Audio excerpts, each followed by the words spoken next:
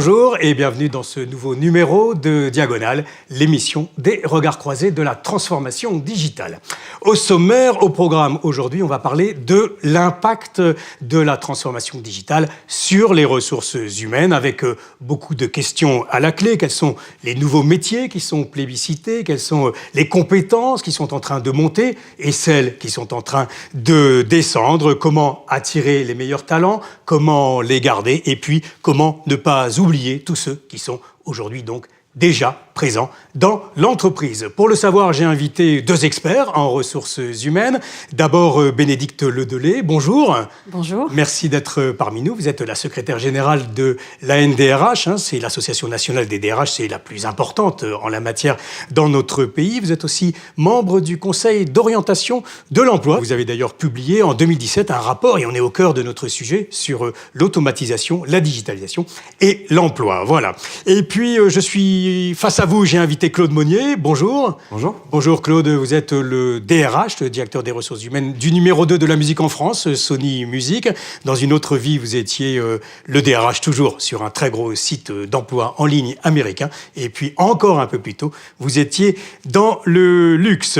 Alors je précise également pour dire que vous êtes, on en parlera, le lauréat du prix de l'ANDRH, donc de la disruption numérique. C'était en 2017. Alors, pour lancer ce débat, j'aimerais bien justement revenir avec vous, Bénédicte, sur ce prix que vous avez lancé, l'ANDRH. Et vous avez décidé depuis 5 ans, je crois que c'est la 5e édition, d'avoir plus spécialement un focus, un prix du DRH numérique. Pourquoi ce focus? Pourquoi avoir catégorisé, en quelque sorte, le DRH, dont on peut penser qu'aujourd'hui, il est intimement lié aux questions du numérique?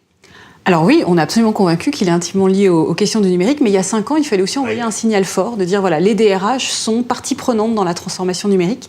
Et ils le sont, peut-être on a 4 catégories qui sont assez éclairantes. On a le prix du DRH numérique qui montre le rôle de la fonction RH dans la transformation au niveau stratégique, c'est-à-dire quelque chose qu'on n'aurait pas pu faire sans l'intervention du DRH. Un prix sur la transformation digitale de la fonction, parce qu'on ne peut pas transformer, on ne peut pas accompagner si la fonction ne se transforme pas elle-même. Un 3e prix sur l'accompagnement des salariés, sur la question d'accompagner sur le mieux vivre à l'ère numérique, mieux travailler à l'ère numérique. Puis un 4e sur la disruption, c'est-à-dire qu'on peut faire des choses assez incroyables, comme on va le voir tout à l'heure, et ça doit inspirer. Le prix, il avait comme objectif de dire la fonction avec les autres fonctions, parce qu'on a des partenariats qui montrent que ça n'est pas tout seul, elle doit accompagner ce changement qui n'est pas un changement technologique, qui est un changement de structure des organisations. Alors on en parlera sur ce prix de la disruption, bien évidemment. Claude, j'imagine que chez Sony Music, comme beaucoup d'entreprises, mais enfin vous êtes dans les métiers aussi du créatif, vous êtes totalement confronté, évidemment, à la montée en puissance du numérique. Aujourd'hui, 50% de vos ventes, par exemple, c'est du virtuel à côté des CD. Qu'est-ce que ça veut dire en termes de problématiques de recrutement, notamment pour les commerciaux, puisqu'ils vont devoir vendre du virtuel, notamment aux plateformes, mais pas seulement eux? Alors c'est une modification vraiment importante dans notre univers. C'est des décennies d'organisation et de culture d'entreprise qui se retrouvent mises en cause par cette mutation technologique. C'est en termes de recrutement la nécessité de s'ouvrir à des métiers qu'on ne connaissait pas il y a encore quelques temps au sein de notre entreprise. J'ai 50 personnes qui occupent un métier qui n'existait pas il y a plus de 5 ans aujourd'hui dans ma PME, sur 200. Donc un quart. Un quart. Ouais. Et nous avons essayé de trouver un équilibre, somme toute satisfaisant pour toutes les parties en présence, entre du recrutement externe, donc aller chercher des profils dont nous ne disposions pas en interne, et évidemment de la mobilité interne, confrontée à cette évolution organisationnelle. C'est un exercice très important de réflexion. Il nous a fallu comprendre l'impact de ces nouvelles technologies dans le quotidien, mais aussi comprendre la façon dont ça allait influer sur les relations entre les gens. C'est une vraie modification de notre corps social. Alors, Claude, Bénédicte, avant qu'on aille plus loin, ce que je vous propose, c'est que nous regardions un petit reportage sur comment, évidemment, toutes les fonctions, les compétences sont impactées par le numérique. Les équipes des Eco-Publishing sont allées à la rencontre d'Armelle Bourdaine chez Orange. Elle est la directrice emploi, compétences et puis parcours professionnel. Vous allez voir, c'est tout à fait éclairant sur les impacts donc, de cette numérisation aujourd'hui de la vie économique sur une entreprise. Armelle Bourdaine, je suis en charge de l'emploi, des compétences, des parcours professionnels pour le groupe Orange. Chez Orange, on considère que la transformation digitale, elle impacte pas seulement les outils nouveaux à utiliser, mais elle a un vrai impact structurant sur les modèles d'affaires, sur la façon dont on opère les activités, la façon dont on exerce les métiers et puis sur la culture. On voit des nouveaux métiers d'ailleurs avec cette transformation. Alors je pense évidemment aux data analystes, aux data scientists, aux business analysts, mais on a également des métiers comme entraîneur d'IA, hacker éthique, bon, on peut en citer beaucoup. Et ce qu'on observe, c'est qu'il y a de plus en plus de porosité aussi entre ces métiers et dans la nature de les exercer. Nous avons par exemple dans certains pays des organisations en mode tribu et qui réunissent en fin de compte au sein d'une même équipe des métiers différents, des profils de personnes très différents, mais qui travaillent sur un projet commun qui peut durer d'ailleurs 18 mois, 2 ans, 3 ans. Alors le sujet des compétences, il est clé et il est en train de monter en puissance en termes de maturité. Ce que l'on voit émerger, c'est que les compétences sont de plus en plus communes et transverses à beaucoup de métiers. En fait, on a un double phénomène. Les compétences liées à la digitalisation ou dites techno, entre guillemets, prennent une place de plus en plus importante dans beaucoup de métiers désormais. Alors pas forcément évidemment en termes d'expertise, mais ça peut être de l'acculturation, ça peut être la compréhension de l'écosystème, de modes de travail, ou ça peut être l'utilisation d'outils ou de modes de fonctionnement pour accomplir son métier. Et puis par ailleurs, on a vraiment une émergence de besoins en termes de compétences qu'on met un peu dans les catégories soft skills et qui adressent justement ces nouveaux modes de fonctionnement. Alors chez Orange, nous, on a identifié 6 compétences qu'on a jugées clés finalement pour le groupe. On a le communiquer avec impact. On a listening responding, c'est-à-dire tout ce qui est capacité à écouter, comprendre, répondre authentiquement. Nous avons l'utilisation et la sécurisation des données, qui est un sujet qui adresse la confiance numérique et qui est clé et qui concerne quasiment tout le monde dorénavant dans les entreprises. Nous avons une compétence qui tourne autour du monde du software, comment travailler dans un monde de software, et puis working together, justement, pour travailler en mode agile, et puis esprit entrepreneurial, là ça fait écho avec tout ce qui est prise d'initiative, droit à l'échec aussi. Nous pensons sincèrement que, d'ailleurs vu la tension du marché sur les compétences de l'IT en général, souvent, un bon nombre de pépites, de talents se trouvent déjà dans l'entreprise. Pas forcément dans ces domaines, pas forcément sur ces postes, mais nous mettons en œuvre des actions de formation interne ou via des écoles, des académies ou via des partenariats d'ailleurs avec des écoles à l'extérieur, parce que la connaissance et l'expérience des gens sur nos métiers, sur la culture de l'entreprise, nous considérons que ça a beaucoup de valeur et que ça s'apprend peut-être moins facilement et moins vite que de former des gens peut-être, par exemple, au code ou à d'autres compétences. Il est important que dans l'organisation apprenante que, quelque part, toutes les entreprises vont avoir besoin de mettre en œuvre, eh bien, on sache embarquer et adapter finalement les développements de compétences des uns et des autres en fonction de ce qui leur manque et en tenant compte aussi de ce qu'ils ont déjà. Ça permet de pouvoir compter sur tout ce que les gens ont acquis en termes d'expérience et continuer à les faire évoluer ou sur des nouvelles technos ou sur des nouvelles cultures ou des nouvelles façons d'opérer. Vous l'avez entendu, hein, sur de nouvelles technos, de nouvelles cultures, de nouvelles trajectoires, une nouvelle façon d'opérer. Bon, j'imagine que vous êtes assez d'accord avec son diagnostic et les éléments qu'elle nous met en avant. Claude ? Pleinement d'accord. J'apprécie énormément cette prise en compte à la fois des potentiels internes qu'on doit accompagner, travailler sur cette logique de mobilité et de parcours, de carrière. Ça a encore du sens dans le monde de l'entreprise aujourd'hui. Et aussi l'identification à l'externe de gens qui vont venir nous apporter quelque chose qu'on n'a pas. Ensuite, ce qui est important, c'est de s'assurer que le mariage sera un mariage d'amour. Bénédicte, en même temps, elle évoquait, vous avez vu, la possibilité d'avoir un échec, de pouvoir se tromper, parce que ce n'est pas simple le numérique. Oui, je partage complètement ce qui était présenté, surtout sur le fait qu'il y a une espèce d'effet iceberg avec le digital sur les nouveaux métiers qui n'existent pas. L'enjeu, je pense, de la transformation numérique, c'est d'embarquer tout le monde. Et comme ce qu'on disait, c'est que tous les métiers sont transformés, il faut arriver à identifier justement cette adaptation nécessaire et les moyens d'y parvenir sur des populations qui ne sont pas d'emblée ni attirés, ni volontaires pour ça, et qui pour autant ont à gagner à travailler dans un environnement numérique. Alors, pour continuer ce débat, nous allons nous intéresser donc à ces nouveaux métiers, à ces nouvelles compétences, à ces nouveaux profils, comment bien évidemment les attirer, comment les garder. Alors, du côté de l'ANDRH, du côté de vos adhérents, Bénédicte, quels sont aujourd'hui les profils qui sont les plus recherchés? Est-ce facile ou difficile de les retrouver? Bon, il y a les data officers, bien évidemment, il y a les data scientists, il y a les UX analystes, vous savez, ceux qui font des sites ou des applications les plus ergonomiques possibles. Il y a aussi ceux qui sont spécialisés dans l'intelligence augmentée, ceux qui sont des ingénieurs en virtualisation. Bref, beaucoup de nouveaux métiers, beaucoup de profils que recherchent les entreprises. Alors, des profils qui ont ces compétences et qui en plus seraient des hommes et des femmes. Oui, bien sûr. C'est un gros enjeu d'égalité professionnelle dans le numérique.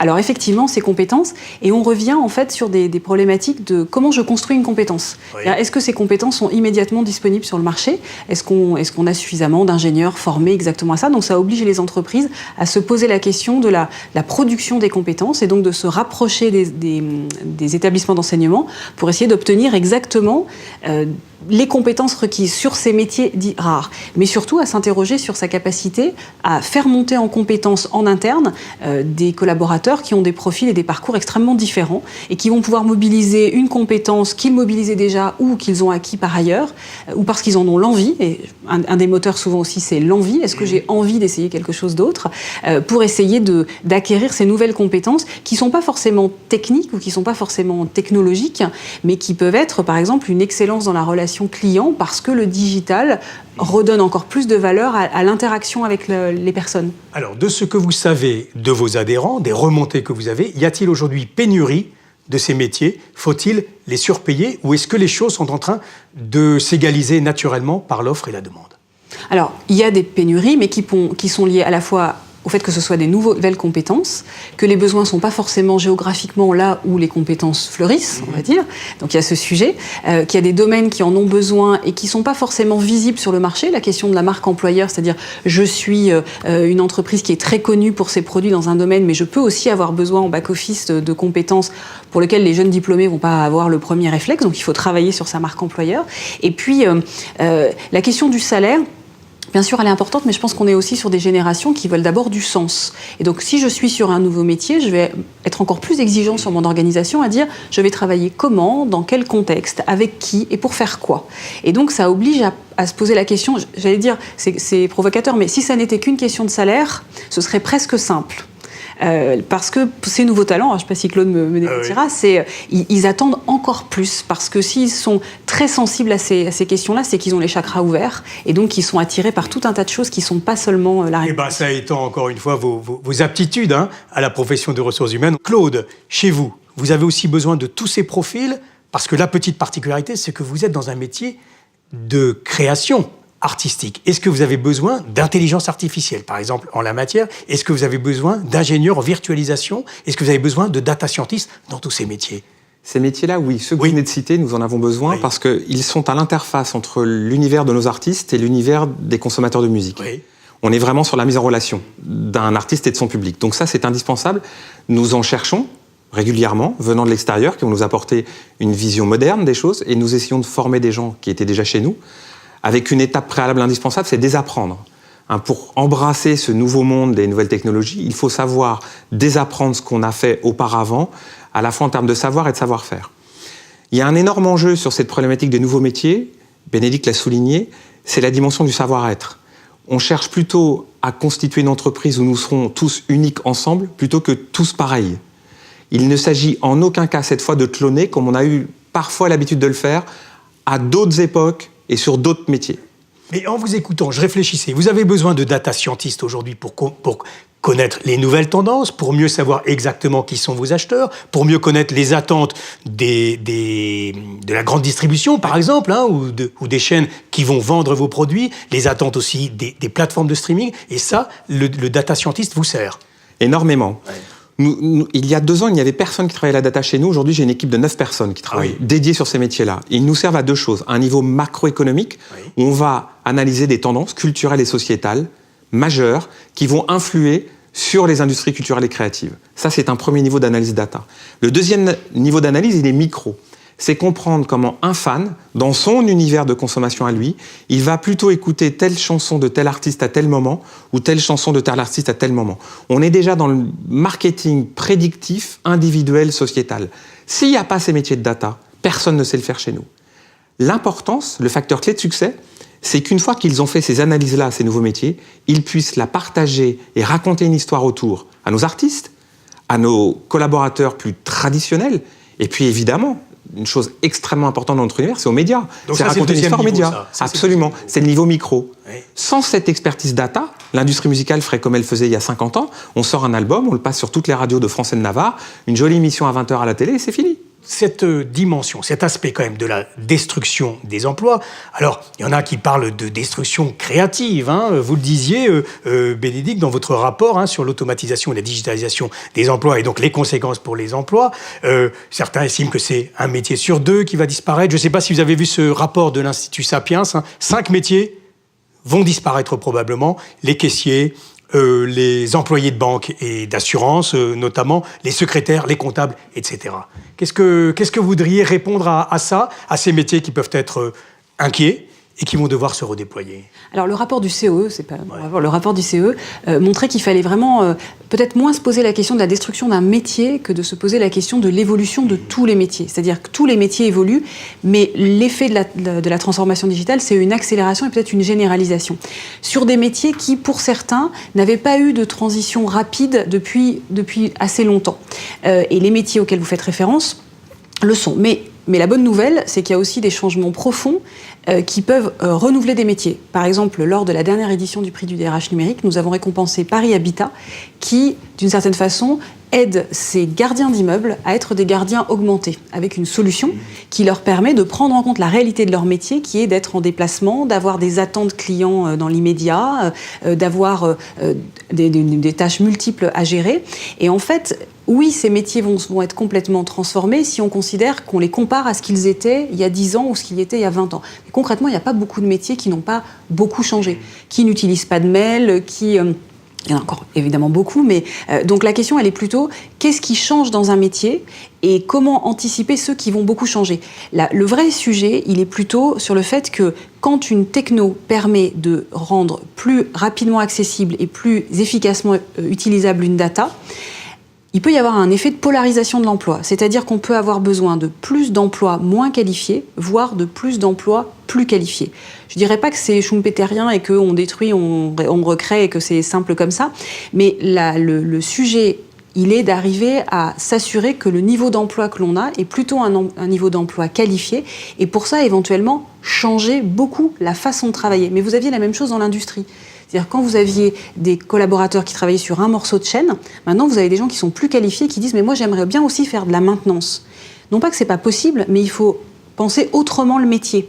Donc ce qui est un travail pour la RH, c'est d'arriver à identifier l'interaction entre ce qu'apporte la technologie qui enrichit le métier, ce que ça change dans le geste professionnel, mais aussi dans l'identité professionnelle. Parce que ce que j'estimais très important dans mon métier, si c'est exactement ce que la techno remplace, il faut que je m'imagine autrement, en me disant comment, si je suis par exemple journaliste, si j'ai pas un caméraman derrière moi, est-ce que je me sens toujours journaliste ? Probablement oui. En même temps, ça peut être très déstabilisant. Et donc, un des points de vigilance de la fonction RH, c'est cette représentation qu'on a de son métier. Parce que tout change, mais sur quoi je me suis fait mon identité professionnelle. Tout de même, cette question de la fracture numérique et puis de quelle employabilité pour les métiers traditionnels, elle est quand même aujourd'hui très, très posée, y compris chez Sony Music, où on peut penser que les profils sont quand même naturellement assez haut de gamme, Claude. Oui, ça change. Somme toute, indiscutablement, vous avez raison, il y a des métiers qui changent, nos métiers de commerçants ont changé. Il s'agissait, il y a 10 ans, de vendre des CD dans les grandes surfaces, et aujourd'hui, il faut parler aux plateformes de streaming. Ces changements-là, Bénédicte l'a très bien annoncé. Ces changements-là ne sont pas uniquement sur le cœur du métier. Ils sont avant tout une question de savoir-être et de posture, apprendre à communiquer avec de nouveaux outils, de nouvelles personnes. Et il est absolument important pour que ces métiers qui sont en mutation, on considère qu'il y a une phase d'apprentissage et une phase de performance. Et que dans les deux cas, on accorde autant d'importance à l'individu. Et ce n'est pas une question de prix, vous évoquiez les salaires tout à l'heure, la variable d'ajustement, c'est une question de valeur et de reconnaissance. Si on reconnaît l'individu dans sa posture professionnelle, on va donner du sens à son identité professionnelle. Ce lien est important et il ne faut surtout pas le dissocier. Alors, nous allons aborder la deuxième partie de notre débat pour attirer et retenir ces nouveaux profils. Claude, vous avez développé un dispositif tout à fait particulier qui vous a valu ce prix du DRH disruptif en 2017, remis par l'ANDRH, un dispositif tout à fait particulier grâce aux outils numériques pour embaucher, je crois à l'époque, c'était des directeurs artistiques. Est-ce que vous pouvez nous en dire un peu plus, parce que c'est tout à fait symptomatique aujourd'hui d'une nouvelle tendance d'aller chercher ces talents. J'en parle avec plaisir. C'est une expérience aujourd'hui qui est couronnée de succès, alors qu'au départ, nous n'avions probablement que des obstacles à franchir. Ce métier de directeur artistique, il est au cœur d'une maison de disques. Il s'agit de dénicher les nouveaux talents. Oui. Donc de trouver des artistes qui vont créer la chanson qui va changer la vie des gens demain. Alors comment ? Aujourd'hui, nous n'avons pas de formation initiale ni de formation continue sur ces métiers. Donc on a fait un constat qui est de dire comment allons-nous embaucher une nouvelle personne quand il n'y a pas de diplôme. Nous avons fait 3 choses extrêmement simples et à la fois extrêmement innovantes à l'époque. Nous avons communiqué par la vidéo. On a considéré que l'image était l'outil le plus moderne de communication. Nous avons fait une vidéo de 60 secondes qui expliquait en quoi consistait le métier de directeur artistique dans une maison de disques. Et nous avons encapsulé cette vidéo de 60 secondes sur Shazam, qui est une appli qui permet d'habitude de reconnaître des chansons. Il y a une option vidéo sur Shazam et on a diffusé notre offre d'emploi vidéo sur Shazam. On a reçu 60 000 candidatures, 60 000 vidéos de candidats à qui on avait demandé une chose extrêmement simple.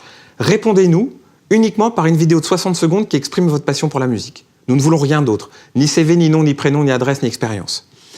On a fait une deuxième chose un peu disruptive. On a demandé à la communauté des 60 000 candidats de prendre eux-mêmes la décision des candidats qui allaient passer l'étape suivante. Et puis on a fait une troisième chose qui, somme toute, maltraitait un peu les codes habituels français du recrutement, c'est que cette opération coûtant extrêmement cher, on l'a fait financer par un sponsor, qui est une banque française mutualiste, qui nous a accompagnés dans ce projet, qui a payé les recrutements de Sony Music, alors qu'elle ne recrutait personne. Pourquoi elle l'a fait ? Elle l'a fait pour 2 raisons. D'abord, la dimension recherche et développement du process de recrutement.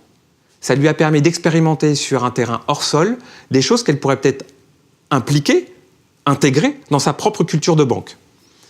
Et la deuxième des choses, c'est qu'en termes d'image, vous êtes une banque fédérale et vous vous accordez l'opportunité d'investir sur un process de recrutement totalement disruptif dans le monde de la musique.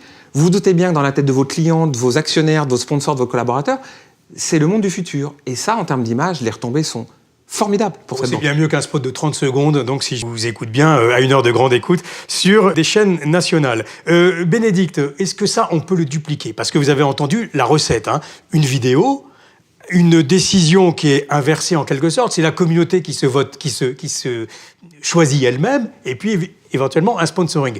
Est-ce que vous pensez qu'à part des métiers, encore une fois, directeur artistique, dans des niches hein, comme l'édition musicale, on peut dupliquer ce genre de processus pour dénicher les talents ? Alors j'allais dire oui et non. Oui. Non, on ne peut pas dupliquer parce que c'est extrêmement propre au métier de Sony. Oui. Et ce que j'aime beaucoup quand tu racontes le projet, c'est de dire avant on recrutait autrement dans un milieu un peu endogame et ça ressemblait pas à ceux qui allaient écouter notre musique et donc on voulait que ce soit eux qui reprennent la main sur ça. Et donc non, parce que tout le monde ne travaille pas dans la musique, mais oui, parce que c'est être audacieux et essayer de mobiliser la techno sur un sujet clé pour l'organisation. Parce que trouver les talents, c'est juste la clé de l'industrie musicale. Mais cette année, on a montré que c'était aussi possible de le faire autrement. Celui qui a remporté le prix du DRH numérique a réussi à répondre à un sujet qui était aussi cœur de son activité. C'est le groupe Ops qui distribue des flyers publicitaires. Et son sujet, c'était de dire, moi, mon sujet, c'est j'ai besoin de personnes qui distribuent ces prospectus. Pour autant, c'est par nature des emplois peu qualifiés, peu rémunérés, sur du temps partiel très limité, très contraint. Et je dois trouver une solution au temps non travaillé. Donc de la même façon de dire je vais faire financer mon recrutement par une banque mutualiste et les candidats vont se choisir eux-mêmes à un moment, le fait de dire je vais trouver une solution pour le temps non travaillé de mes collaborateurs parce que si je veux les fidéliser, il faut que je les aide à trouver un job complémentaire à proximité, parce qu'on en entend parler, mais l'essence, ça peut être un sujet. Et donc de dire, je trouve une appli qui existe ou que je construis moi-même, en l'occurrence, Hops l'a construit là moi-même, pour dire, je vais pouvoir rendre accessibles des jobs disponibles, géolocalisés, en fait, autour. Et donc, ça va répondre. Donc, non pas exactement avec Shazam, mais oui, c'est une désobéissance qui réussit, c'est ce que nous disait le lauréat. C'est duplicable si le DRH est audacieux et socialement responsable. Bon, enfin une désobéissance qui marche. Comment on fait cohabiter, en quelque sorte, ces nouveaux talents qu'on est allé chercher, qui ont parfois une assez haute estime d'eux-mêmes, et puis tous les autres, première question. Et deuxième question, comment on les articule avec le DSI ? Ils auront besoin, évidemment, de collaborer avec les systèmes d'information. Claude. Alors, cette cohabitation, c'est le sujet le plus complexe, je trouve, aujourd'hui, qui nous est posé, nous, fonction RH, au cœur de cette mutation technologique. Moi, je vais répondre à cette question avec beaucoup d'humilité. J'ai fait plus d'erreurs que de choses qui ont marché ces derniers temps sur cette cohabitation. Néanmoins, au jour le jour, en essayant des choses, avec une autorisation de la direction sur l'échec, nous mettons ces gens-là ensemble, non plus avec des liens hiérarchiques, mais avec une envie de travailler par mode projet. Donc, je m'inspire de ce qui se fait dans d'autres secteurs d'activité qui l'ont fait avant nous. Je pense aux SS2I, aux sociétés de conseil en informatique. Travailler en mode projet et systématiquement apporter de la reconnaissance à chacun. Ensuite, on a expérimenté une deuxième chose, c'est s'intéresser au temps faible des collaborateurs. On a effectivement toujours la recherche de la performance chez l'individu et pour l'ensemble du collectif. Nous, on s'est aperçu que quand on accordait beaucoup d'attention et de bienveillance à quelqu'un qui traversait une séquence difficile, il allait souvent être extrêmement performant dans la séquence qui allait suivre ce temps faible. On s'est aperçu que là, on crée un lien social dans l'entreprise qui allait bien au-delà des représentants du personnel. C'est un vrai tissu social qui se reconstruit. Alors la formation, bien évidemment, pour cohabiter et puis raccommoder un peu tout le monde face à ces disruptions est absolument essentielle à l'heure de la révolution numérique. Et vous, là, les DRH, vous devez l'anticiper et les mettre en place, Bénédicte. Oui, mais j'allais dire la formation elle-même est bouleversée parce que il faut apprendre au moment. Donc il faut former la formation. Oui, alors en fait, il faut se transformer en allant vers du développement des compétences et ouvrir aussi tous les chakras pour dire on va développer les compétences. Alors c'est à la fois complètement neuf et très ancien par le compagnonnage, c'est-à-dire la formation en situation de travail, c'est dire on va apprendre les uns les autres, moi une expérience, toi des compétences technologiques peut-être avancées. On va apprendre des gestes professionnels par exemple avec un casque de réalité virtuelle qui va permettre à quelqu'un de plus expérimenté à distance de m'aider à faire un diagnostic. Donc il faut effectivement repenser la montée en compétences, une montée en compétences plus rapide, plus fluide, qui permette, et c'est ça la difficulté, de bien prendre chacun au niveau où il est. Ce qu'expliquait très bien Orange tout à l'heure, en disant il faut pas essayer de mettre une couche de digital sur des nouveaux talents, parce que finalement on a tous des compétences qui sont déjà là, et de la même façon qu'on apprécie celui qui nous propose quelque chose qui correspond exactement à nos goûts, la formation c'est intéressant quand ça vient compléter exactement ce qui nous manquait, et qui va nous servir immédiatement en situation professionnelle. Donc il faut penser une formation plus intelligente, j'allais dire, et plus efficace. Et ça, c'est à la fois passionnant et en même temps un nouveau continent, en fait. Alors, il y a la formation professionnelle, la formation continue, et puis évidemment la formation initiale. Et à ce propos, ce que je vous propose, c'est que nous regardions un petit reportage pour voir comment aujourd'hui les écoles s'adaptent à cette nouvelle donne, ce que recherchent les RH à l'heure du numérique. Et donc, les équipes des Eco-Publishing sont allées sur un campus, c'est du côté de l'Essonne, aller voir ce que fait actuellement l'Institut Mines Télécom Business School sur une double formation, en quelque sorte. D'abord une école de commerce, mais aussi, bien évidemment, d'être totalement affûté d'un point de vue techno. Allons-y. L'Institut Mines Télécom, c'est en fait 8 écoles d'ingénieurs. Et au milieu de ce groupe d'écoles d'ingénieurs, il y a une école de management, Institut Mines Télécom Business School. On est d'abord une école de management, une école de commerce. Nos étudiants font de la comptabilité, de la finance, des RH. Mais nos managers, ils sont matinés de technologie et d'ingénieurs. Et puis on a surtout, dans l'ensemble des disciplines d'une école de management, une lecture au travers du digital, au travers de la transformation numérique.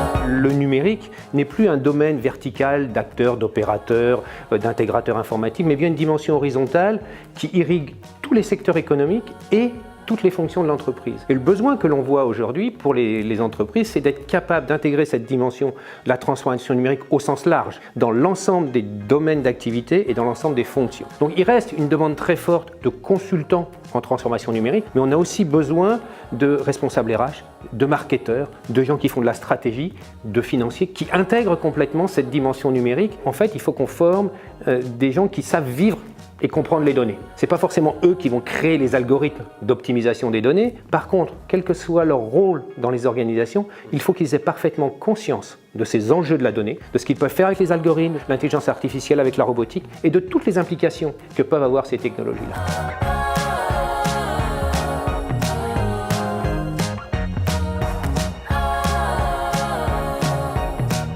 Nos étudiants, ils auront besoin de compétences, ils exerceront des métiers dans 10, 15, 20 ans qui n'existent pas aujourd'hui. Il faut qu'on leur apprenne à faire face à l'incertitude, à faire face à la complexité, à faire face au mouvement et être en avance sur ce mouvement. On a été sans doute une des premières écoles à créer un incubateur complètement dédié aux étudiants. Notre incubateur est intégré dans la pédagogie et on a créé plus de 180 entreprises avec cet incubateur, dont certaines sont des très belles réussites. Nous, une des problématiques qu'on a à l'école, c'est de garder nos étudiants à venir en cours à la fin de l'année scolaire parce qu'ils ont déjà signé un CDI. À 6 mois, 99% de nos étudiants sont en entreprise. Donc ça, c'est un vrai critère où le marché de l'emploi nous renvoie le fait que nos formations, nos approches sont ce qui est attendu aujourd'hui. Et maintenant, notre enjeu, c'est d'anticiper sur ce que seront les besoins et les attentes dans les années qui viennent.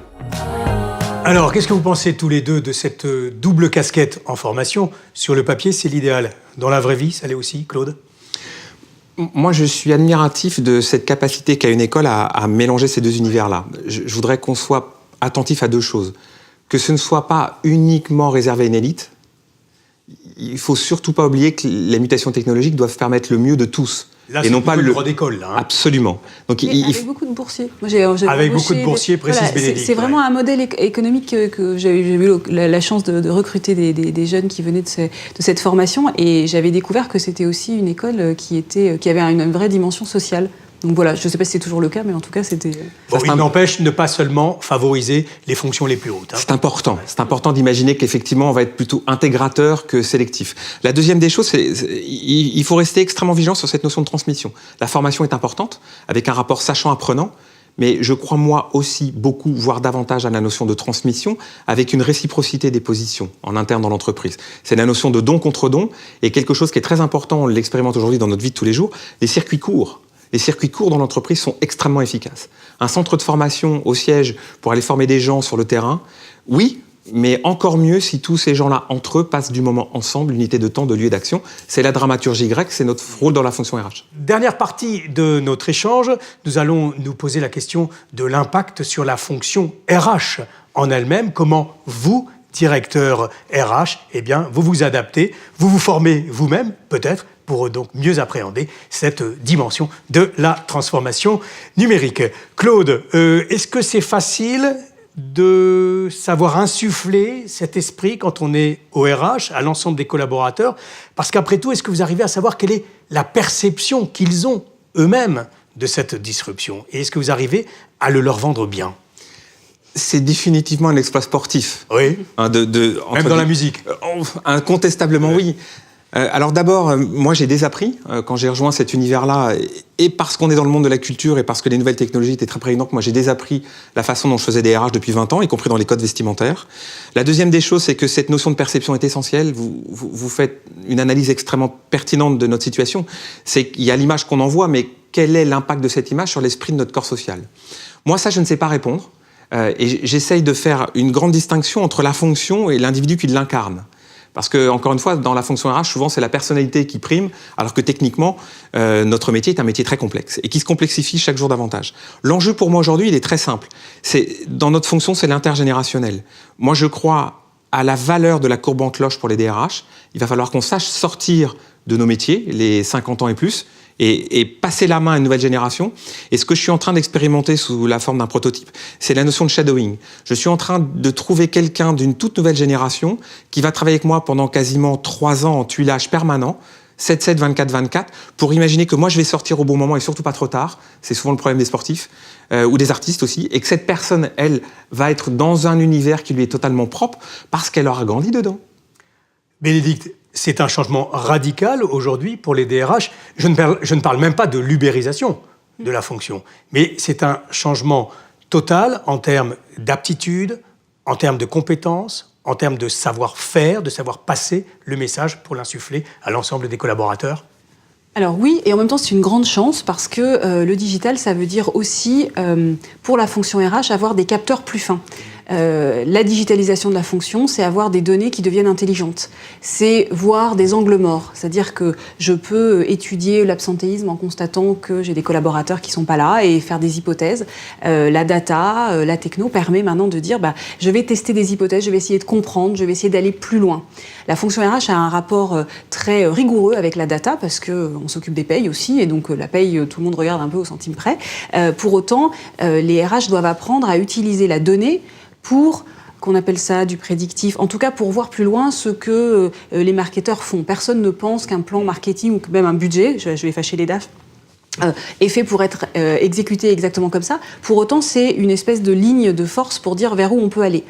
En RH, il faut qu'on apprenne à utiliser encore davantage ces analytics, c'est-à-dire utiliser les données pour les rendre intelligentes, pour pouvoir discuter avec les managers, pour pouvoir faire des hypothèses, par exemple sur la formation, par exemple sur l'organisation d'une structure, à partir de nouvelles données. Donc on a ça, on l'a vu, des opportunités incroyables en termes de formation, parce qu'on peut apprendre en situation de travail, on peut apprendre à distance, on peut faire du micro-learning, donc il y a des belles opportunités.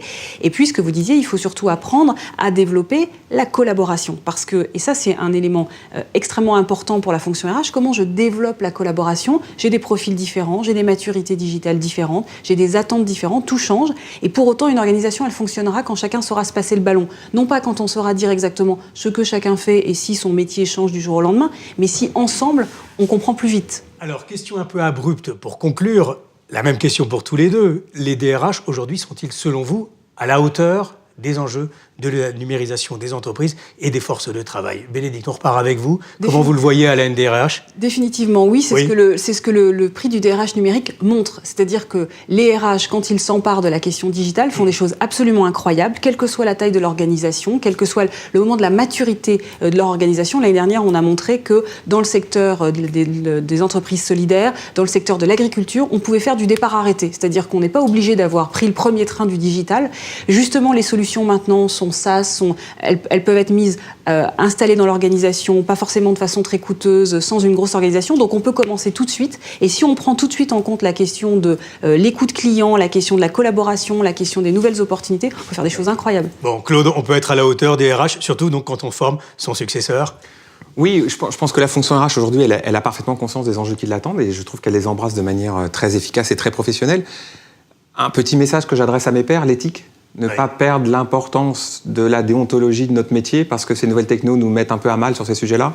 Et ça va rester quand même aujourd'hui, je pense, un socle indiscutablement important pour que la fonction RH soit respectée et fonctionne en confiance avec son corps social. Éthique et déontologie. Merci d'avoir été en notre compagnie pour cet échange passionnant, pour ce nouveau numéro de Diagonale, l'émission des regards croisés sur la digitalisation des entreprises. Et à bientôt pour un prochain numéro. Merci Claude, merci Bénédicte. Merci. Au revoir. Merci.